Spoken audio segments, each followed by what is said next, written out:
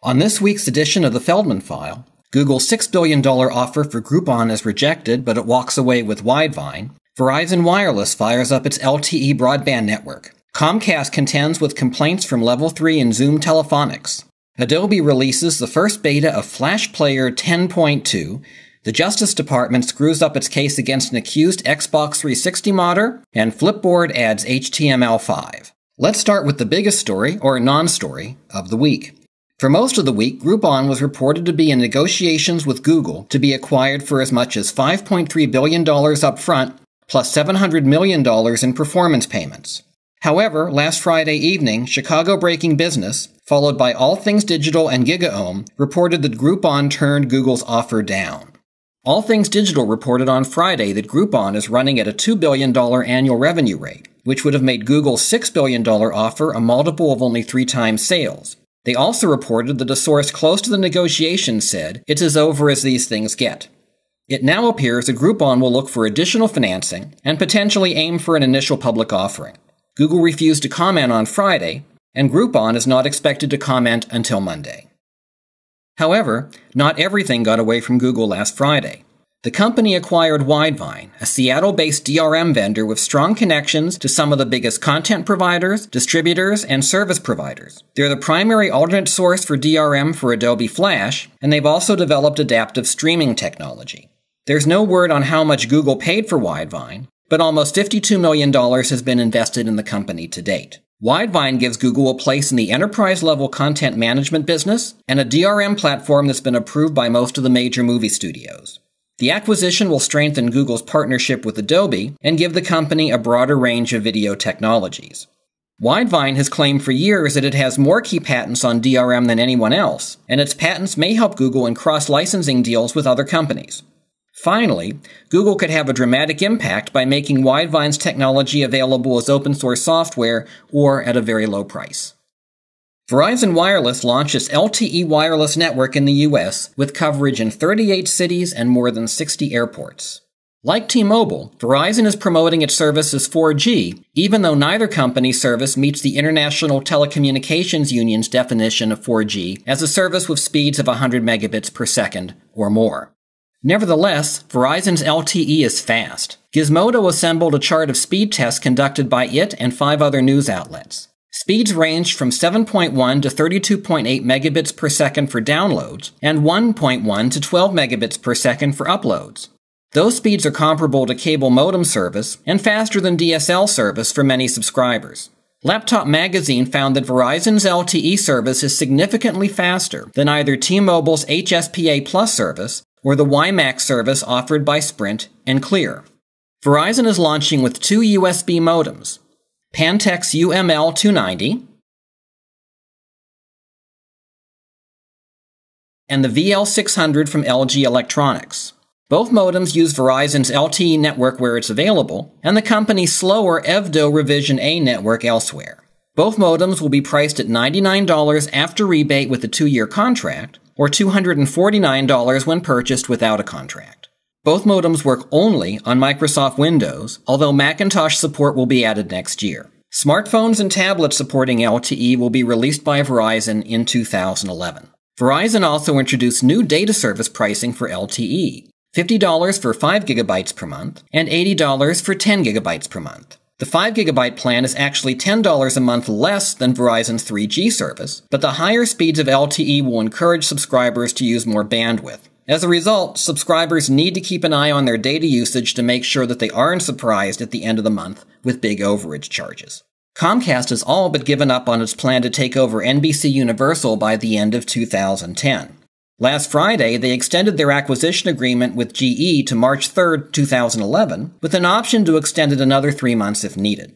At the same time, Comcast has been hit by accusations from network operator Level 3 and equipment supplier Zoom Telephonics that could further jeopardize the acquisition. Level 3 issued a press release saying that Comcast had threatened to disconnect its network from Comcast subscribers unless Level 3 made additional payments to Comcast. Level 3 agreed to make the payments and then went public with Comcast's actions. Comcast's response was that Level 3 was using far more of Comcast bandwidth than Comcast was using of Level 3's, and that it was entitled to demand payment for that bandwidth. The relationship between operators of large networks that connect to each other is called peering, and usually, companies with peering agreements don't charge each other for access to their networks. However, in addition to being the largest internet backbone operator in the US, Level 3 also operates a content distribution network, or CDN, for distributing web pages, audio, and video. Comcast charges other CDN operators, including Akamai and Limelight, for access to its network, and it claims that Level 3 is trying to use its peering agreement to avoid paying for CDN access to Comcast subscribers.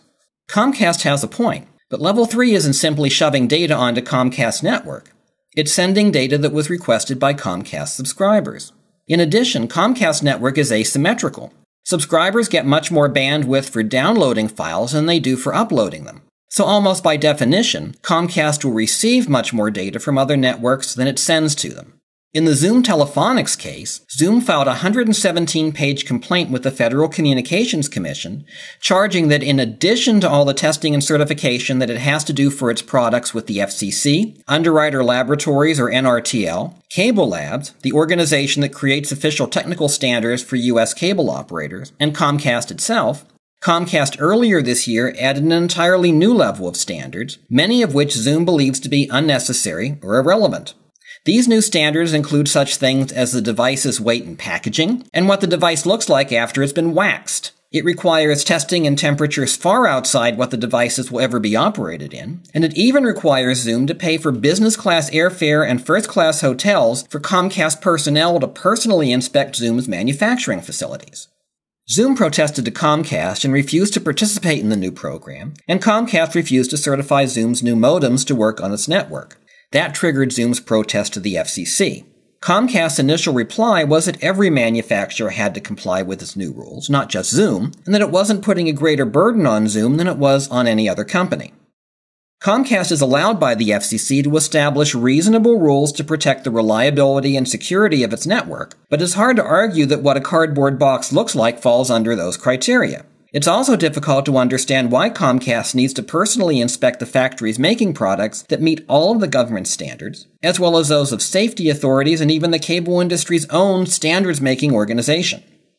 You have to feel some sympathy for Comcast, given how hard it's trying to complete its acquisition of NBC Universal, but in the cases of Level 3 and Zoom, it looks like Comcast brought many of the problems on itself.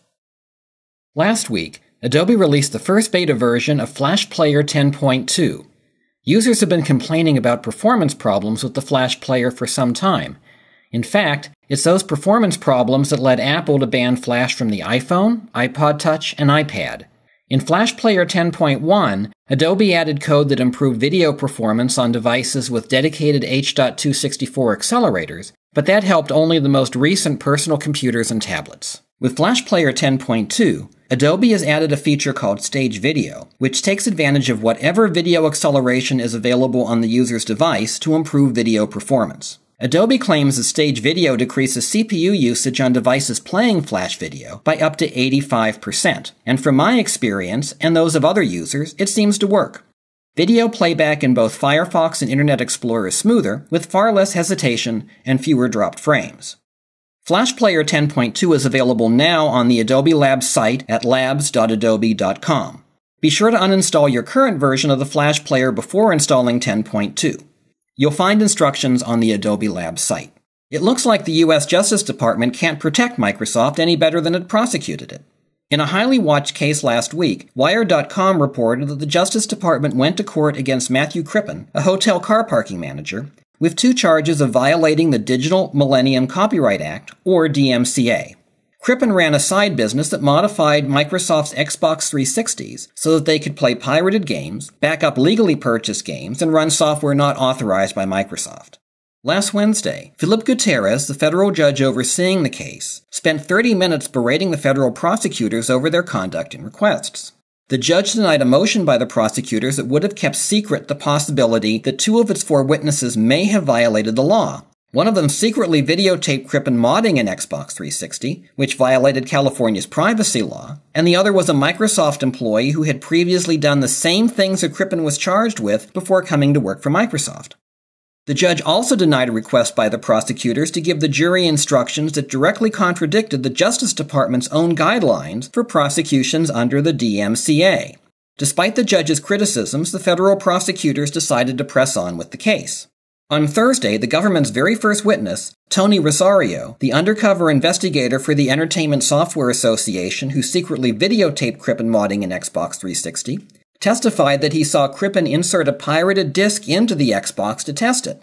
The government's intent was to demonstrate that Crippen knew that he was breaking the law. However, Rosario had never said that in any of his previous reports or sworn declarations. Crippen's lawyer objected on the grounds that the prosecution had withheld the evidence from the defense. Prosecutor Alan Chu admitted that the government had the evidence for days but never gave it to the defense. To avoid being charged by the judge with prosecutorial misconduct, Chu moved to dismiss the case, which the judge approved. The only precedent set in the case was for stupidity on the part of the Justice Department. Finally, Flipboard, the popular content aggregator / real-time magazine for the iPad, is getting some new features and a business model. Flipboard now supports HTML5, and the company has partnered with 8 media sites including ABC News, All Things D, Lonely Planet, and SFGate to create what it calls flip pages. For most sites, Flipboard displays headlines and brief introductions to stories. When you click to read more, Flipboard opens a conventional web page in a built-in browser. With flip pages, clicking to read more opens HTML5 pages that look like a magazine. Advertising can also be incorporated into these pages, and that revenue will be shared between Flipboard and the publishers. In addition, Flipboard is working to add RSS syndication to its existing support for Facebook and Twitter streams. RSS was a major omission from the original Flipboard design, and adding it will enable Flipboard to take the place of feed readers. That's it for this week. The Feldman File blog is updated during the week, and you can read it at feldmanfile.blogspot.com. Again, that's feldmanfile, all one word, .blogspot.com. Your comments and suggestions are always welcome. Email me at len@feldmanfile.com. Again, that's len, L-E-N, @feldmanfile.com. And you can follow me on Twitter at Len Feldman. That's all one word, L-E-N-F-E-L-D-M-A-N. Thanks for watching. Hope to see you next week. The Feldman File is a production of Clemfarb eBook and New Media Consulting. Contact us at www.clemfarb.com.